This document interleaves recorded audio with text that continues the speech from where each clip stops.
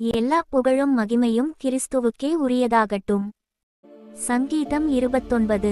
பலவான்களின் புத்திரரே, கர்த்தருக்கு மகிமையையும் வல்லமையையும் செலுத்துங்கள், கர்த்தருக்கே அதைச் செலுத்துங்கள்.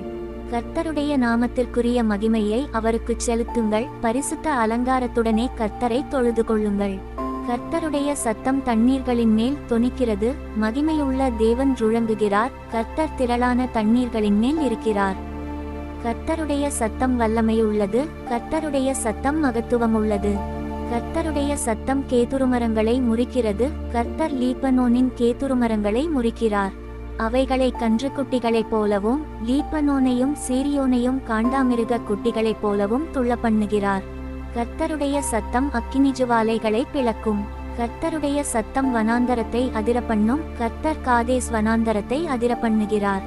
கர்த்தருடைய சத்தம் பெண்மான்களை ஈனும்படி செய்து காடுகளை வெளியாக்கும், அவருடைய ஆலயத்திலுள்ள யாவரும் அவருடைய மகிமையை பிரஸ்தாபிக்கிறார்கள். கர்த்தர் ஜலப்பிரவாகத்தின் மேல் உட்கார்ந்திருக்கிறார், கர்த்தர் என்றென்றைக்கும் ராஜாவாக வீற்றிருக்கிறார். கர்த்தர் தமது ஜனத்திற்கு பெலன் கொடுப்பார், கர்த்தர் தமது ஜனத்திற்கு சமாதானம் அருளி அவர்களை ஆசீர்வதிப்பார். முழு வீடியோவையும் பார்க்க கீழே உள்ள ப்ளே பட்டன் கிளிக் செய்யவும்.